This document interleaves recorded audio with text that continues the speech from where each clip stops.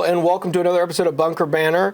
I'm Sergeant LeFavors, your host. Joined with me, a very special guest, the commander of the South Regional Recruiting and Retention Battalion here for the Indiana Army National Guard, Major Eric Bolin.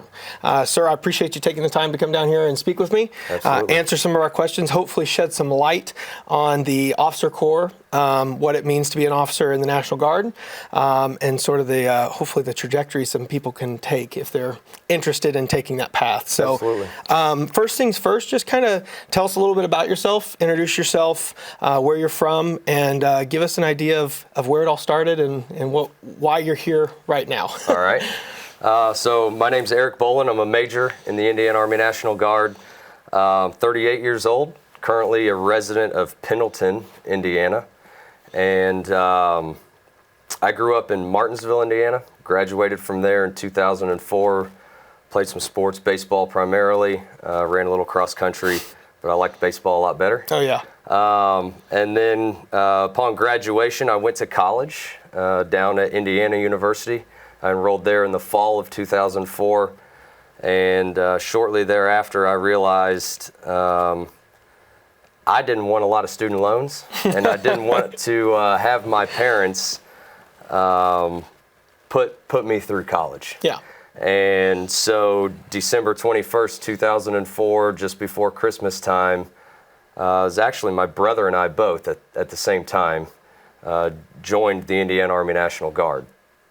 And what I thought was going to be a 6-year commitment turned into much longer for me, and here I am 19 years later. So were you originally enlisted, or do you immediately go out commissioned? Did you just go right into commission? So I joined, I was enlisted. I joined as a 13 Bravo field artilleryman. Oh, yeah. Was first stationed, if you will. My first unit, it doesn't exist anymore. Not in the city, it was anyway. Okay. I was in Bravo Battery to the 150 out of Spencer, Indiana. Okay, yeah. And so I went to basic training in the summer of 2005.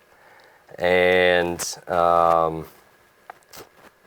basically upon getting back in college, I enrolled in ROTC there at Indiana University that next semester. Okay.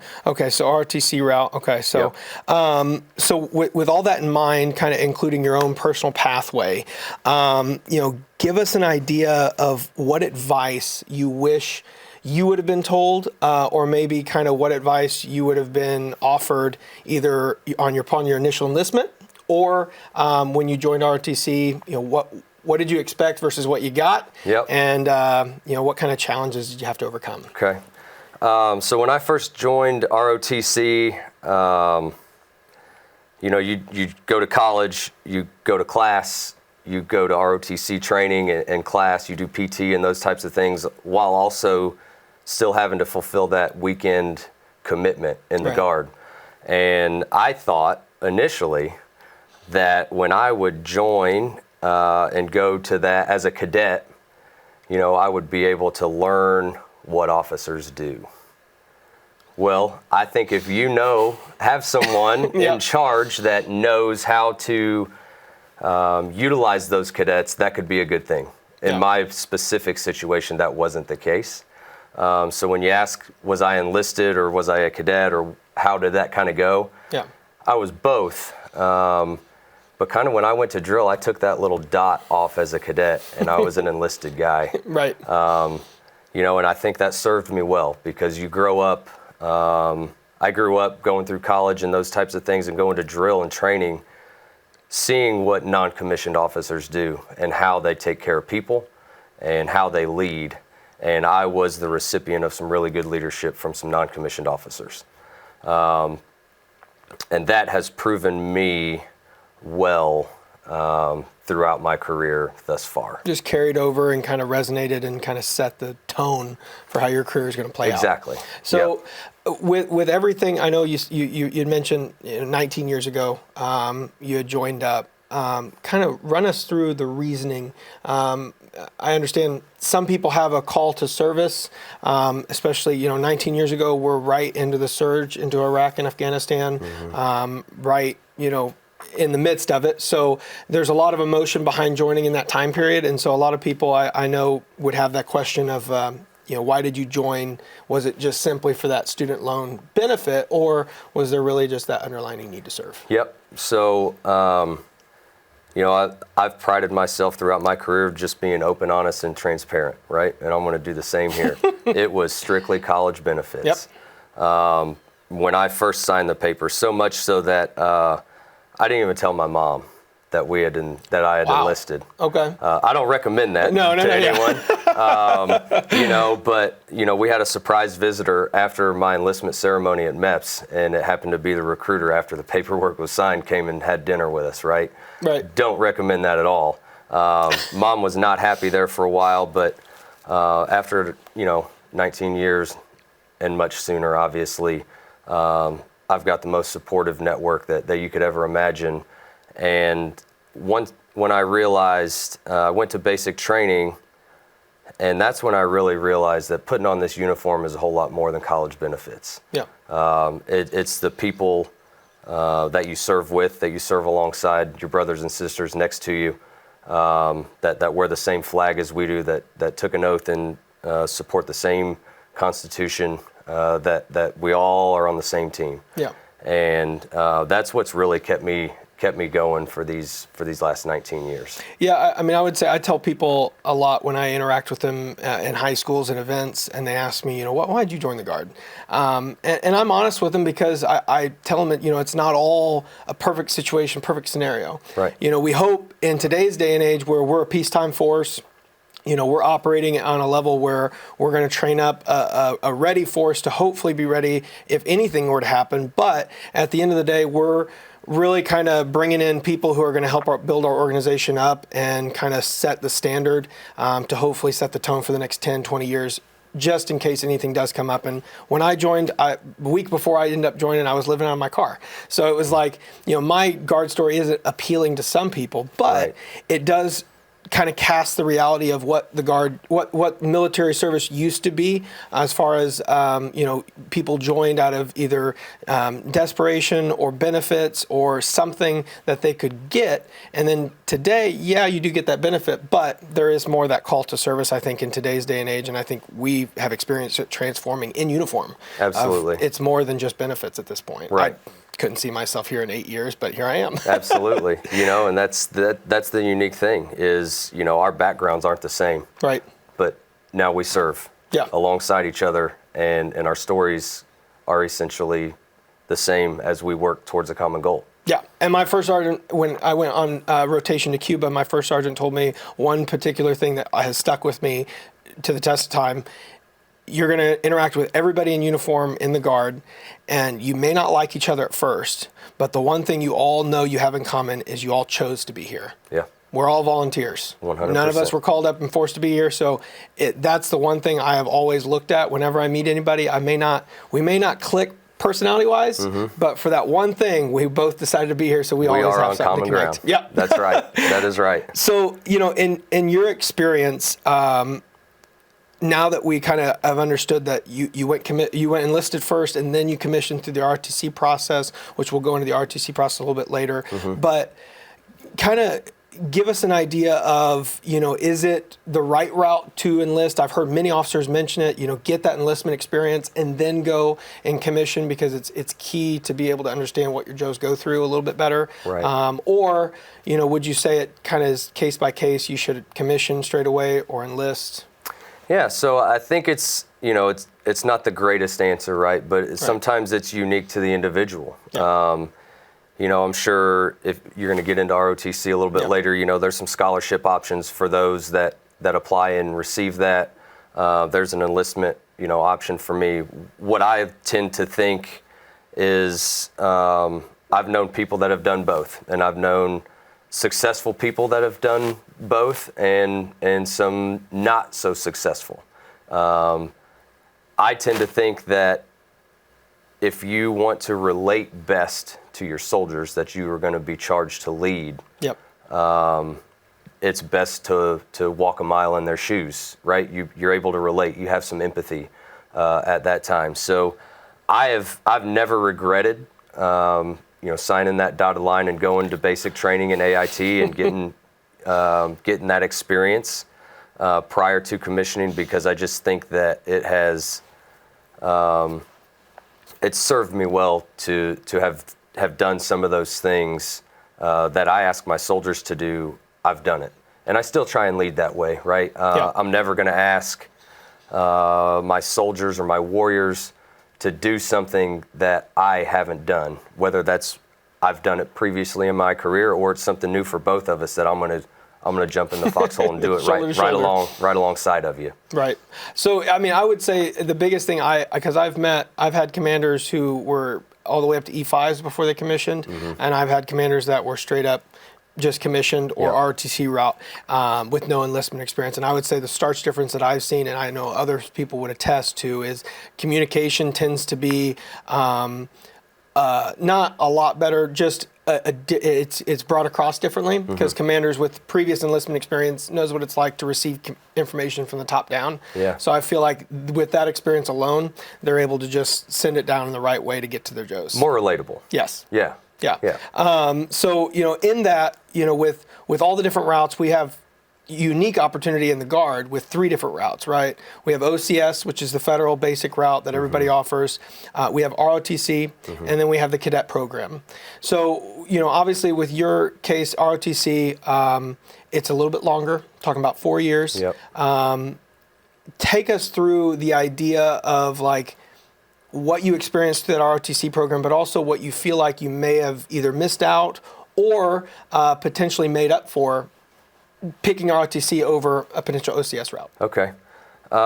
So within ROTC, it is a 4-year commitment. A lot of times, I think I contracted with ROTC a little earlier. I contracted the first semester as a sophomore.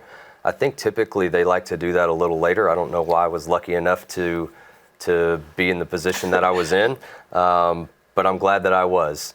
And so, your sophomore year, your MS2 year, you're kind of just learning the ropes of the program, right? You're more often a squad member where you're learning infantry tasks and those types of things, and you're being led by the junior class during your ROTC training functions. And then so once you transition from your sophomore to your junior year, you're really the primary training audience for that program,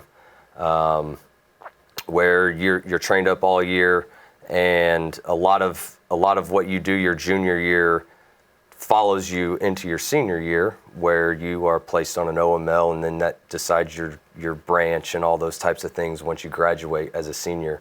But that's where I was really formed, I think, as a leader. That coupled with, still being an enlisted guy on the weekends in an artillery unit. I had transferred by this time from Bravo Battery. They had kind of closed that armory down, and I went to the headquarters battery in Bloomington, just south of town there. Yep.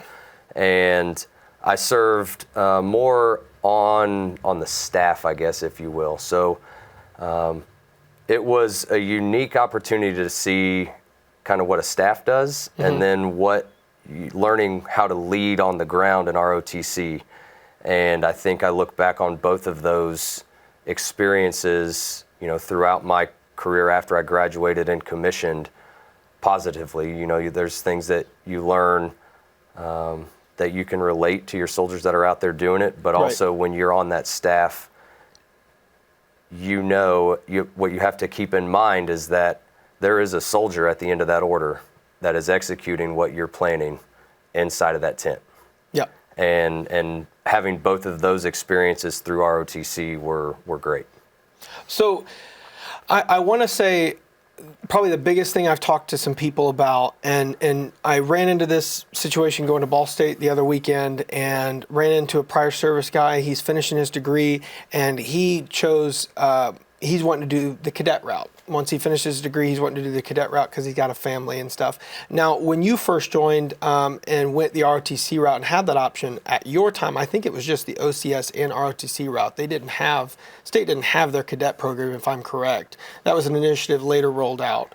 The state OCS program. Yes. Yep. So that unique opportunity, kind of tell us a little bit, I know you didn't run through that program. However, obviously you were an officer at that time, so you were kind of privy to that information. Tell us a little bit about what makes that program separate from ROTC and OCS. Yeah, so OCS has the federal program, which is the OCS program that was around when I was that you've referenced, and then the state OCS program. It's been around for a few years now. Yeah. Federal OCS is about 12 weeks, I want to say. Yep. 12 to 16 weeks, where you actually basically go down to Fort Moore in Georgia and complete all of your requirements in one shot all the way through, to where the state program is much longer. It's about 18 months, I want to say. Yes. And that is your National Guard commitment, 1 weekend a month, 2 weeks a year for that training time. And you're learning the same things on a much dialed back scale, if you will, drawn out over a longer term, obviously. A little bit more family friendly, and too. It's much more family friendly, much more employer friendly. Yep. As long as if your career goals fit that, right? And I think it's a great opportunity to be able to have a federal option that's much faster. Accelerated is what we like to refer to it as, because it just kind of differentiates them a little easier. And then you've got that state OCS level that's a little bit longer and drawn out. And then obviously the longest route is ROTC. Right.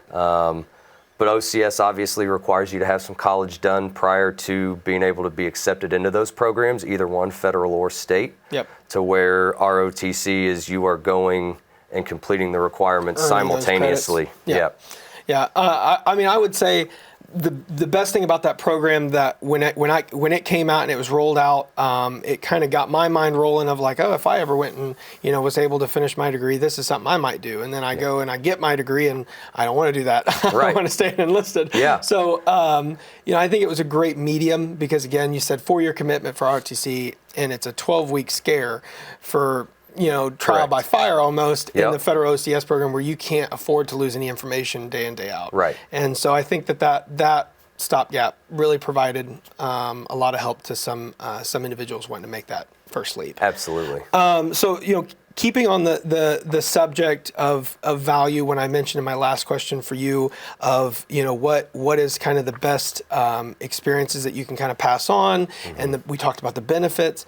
Keeping track on the benefits and the value, and for what you joined, what would kind of be this, best value that you yourself have gotten directly or indirectly as a commissioned officer in the National Guard? Okay. Obviously, the reason I joined, I did get that benefit. Right. I have been afforded that opportunity. I got my bachelor's from Indiana University, and then subsequently, as I said, I've changed my thoughts of why I stayed. And a lot of that is commitment to service and the people that I lead, brothers and sisters to your left and your right. But this organization has given me enormous opportunities that I wouldn't have had outside of this uniform. Right. From, travel. While I've not deployed into a war zone or anything like that, I've had the opportunity to do some longer training missions. Yep. 2017, we went out to beautiful Fort Polk, Louisiana, and we were down there for 30 days and getting ready and trained up for what we were doing the following year in 2018, which was called Pacific Pathways. I was fortunate enough to get the mission in Australia. Oh, wow, okay. And I think I remember that. Yep. Training alongside the Australians for 30, 35 days on their soil and their training areas was a really cool and unique opportunity that obviously I've never been to Australia outside of this uniform. Yep. And so that was one. And then just about 2 years ago, we also participated, my battalion participated in an exercise called Slovak Shield over in Slovakia. Yep. We were there for about 30 days as well. And so I've never been to Europe outside of this uniform either. And so those are really unique opportunities that you get to, train next to our our foreign partners and our allies and see kind of how they do things and work through language barriers and all those fun types of things, while also, on the backside of some of those exercises, you're able to get out and see some of those countries for a couple days before coming home. And it's just a really cool opportunity. Outside of that, I've had the opportunity to complete some training schools that I wouldn't have done before, learning about airborne operations and jumping out of airplanes and rappelling out of helicopters, all those types of things, that you can do on the civilian side, but typically that's money coming out of your pocket. Oh, yeah. Where inside this uniform, you get paid to do those things. And, those are unique opportunities that I've been afforded. Now, those are all tangible things, right? Right. One of the things that I've learned to cherish the most is just the people and the leadership, right? I've had the opportunity to serve with some really great leaders, and I've had the opportunity to serve, with others. Right. And I think in both of those scenarios, you learn a great deal from the good and the bad.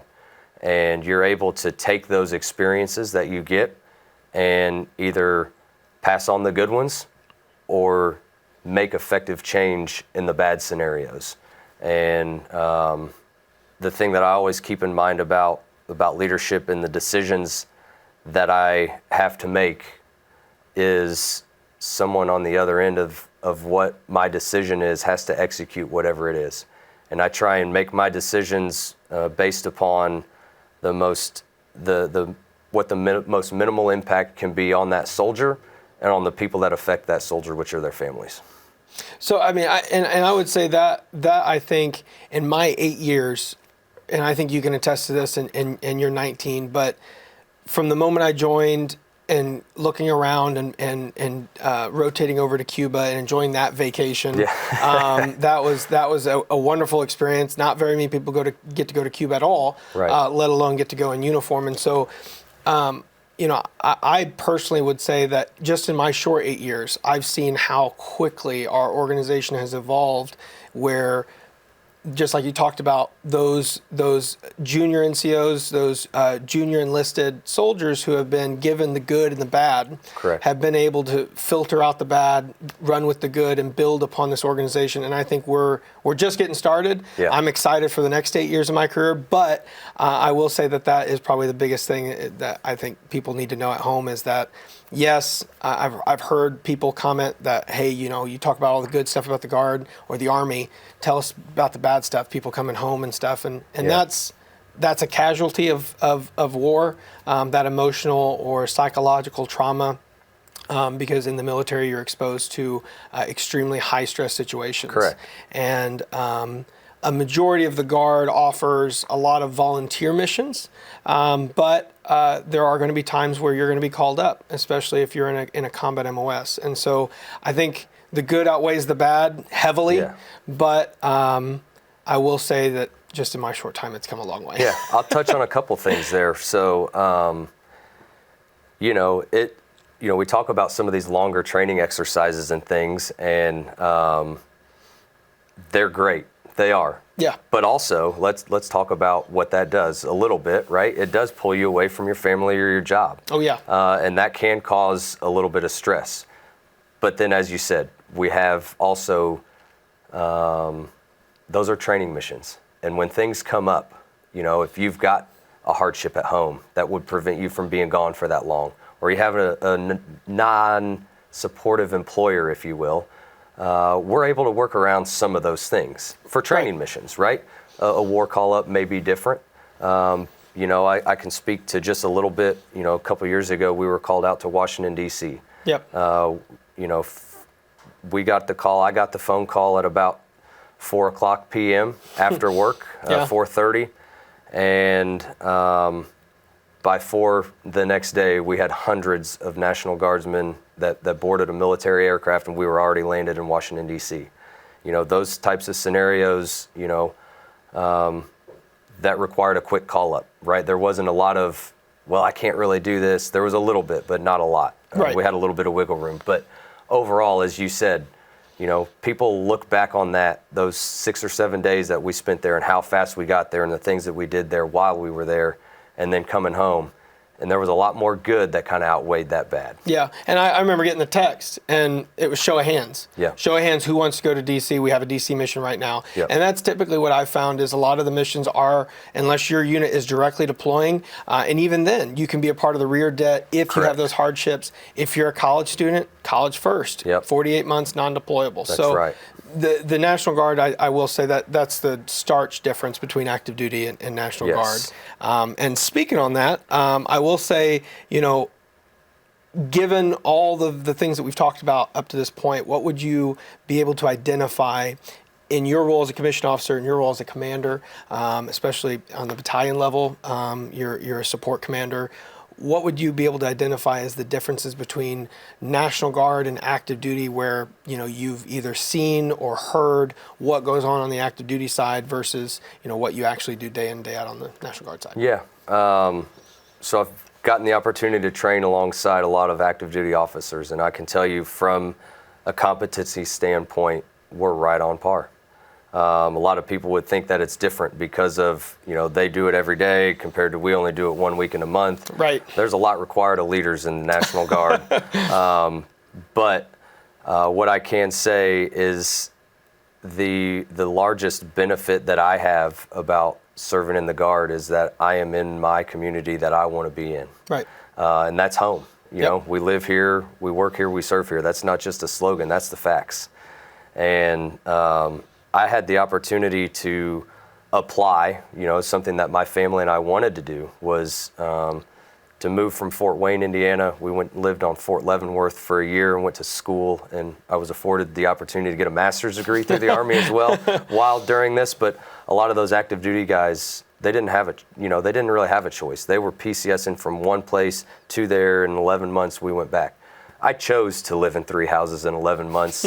They don't choose that. No. And so that's, if you've got a family that's flexible and wants to do that, it doesn't work out for a lot of people or for most. Right. And so that is a great benefit of the National Guard is you're able to either, be employed with us as a civilian employer and in the military at the same time and live in the community that you want with the family and everywhere you grew up. I always compare it. I've compared it several times to like a volunteer fire department. Yeah. Right? If you call 911 and a volunteer fire department shows up, you're not saying, "Oh, you guys aren't the real fire department." That's right. You're getting their help. That's right. And so it's sort of the same as far as, we wear the same uniform, we have the same training, but the flexibility that the Guard offers, being part-time, Yes. allowing you to live your life, it's to each its own, right? Yeah. And I've told high school students this.